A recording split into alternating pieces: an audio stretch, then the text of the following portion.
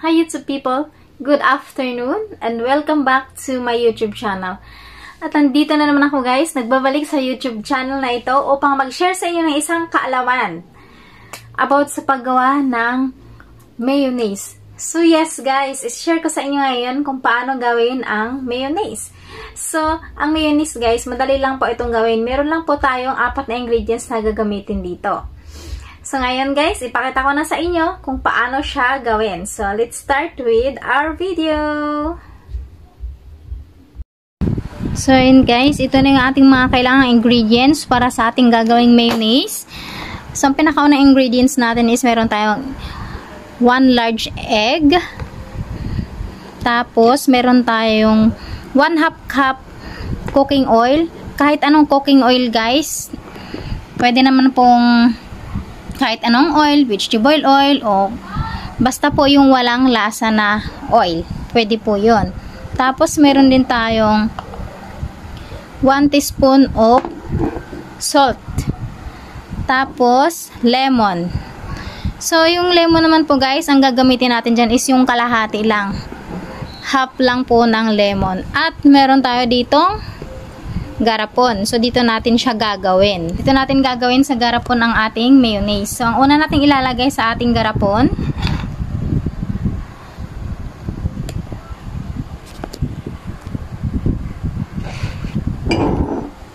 yung ating garapon. So, una nating ilagay yung ating itlog.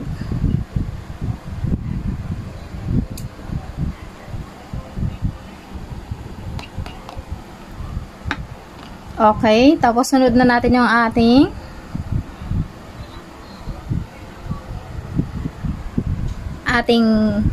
cooking oil. Ayan.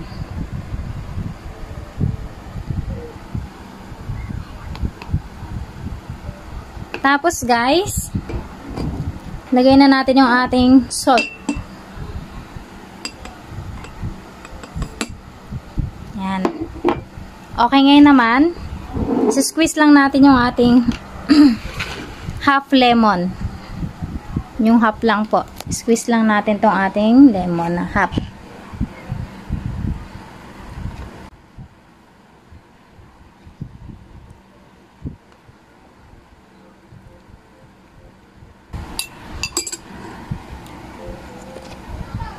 Okay, so ayun na guys.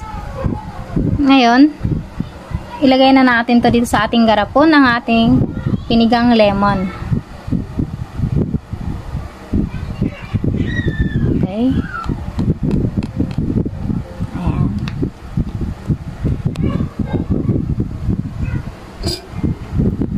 So, ayan na yung ating garapon guys. Ayan na yung laman. Okay.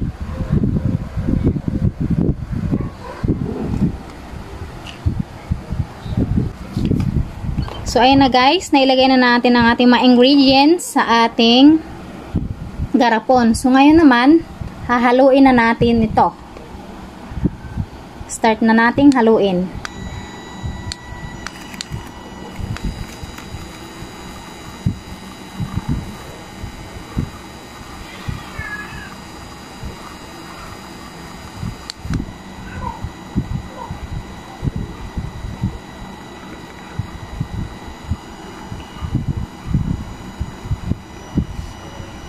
O, diba guys, legit?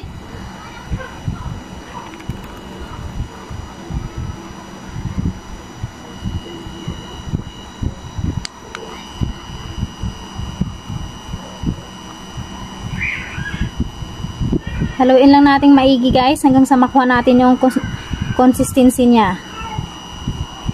Hanggang sa maging mayonnaise na talaga siya.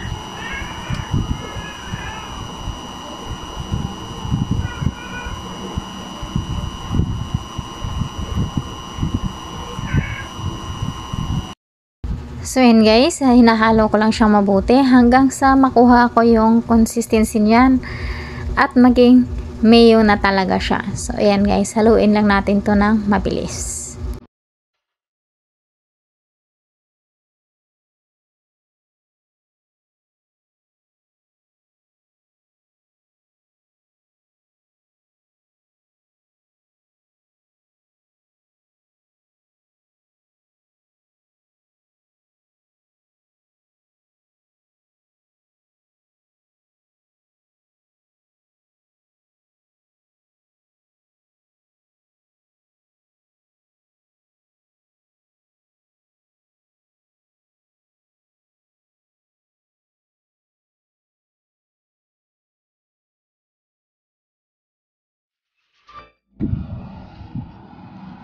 So, ayun guys, pinalitan natin yung ating pangbit. So, pero ayun na yung consistency niya guys. So, gusto ko lang siyang haluin pang maigi.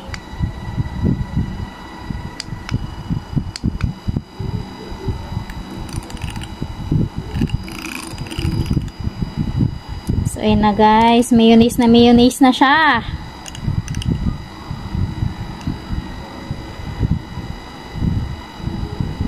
Tapos ito, i-rep na natin to. At meron na tayong pangpalaman.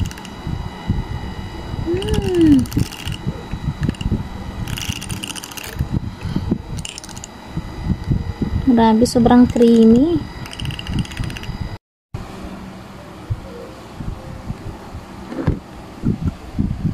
So, yan guys, legit. 'Di ba? Ganun lang kasimpleng gumawa ng mayo.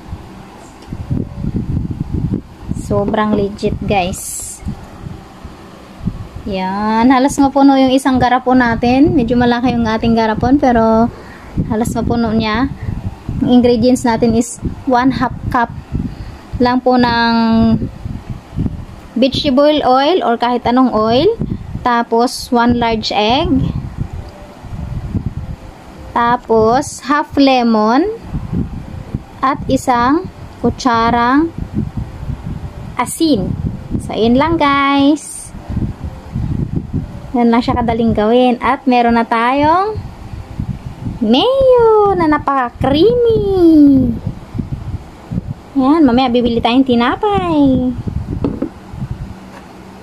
Takpan na natin to at ilalagay na natin sa bread. So, ayan YouTube people, nakita nyo na talagang legit po na ganun lang kasimple ang paggawa ng mayo.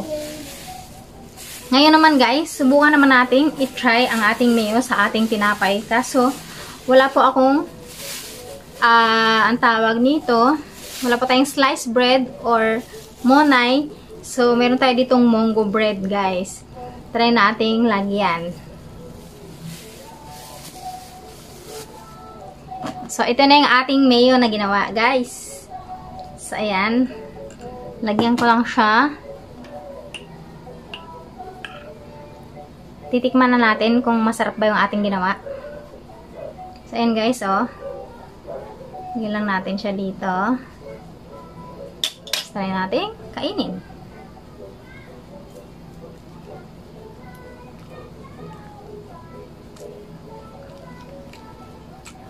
Guys, legit.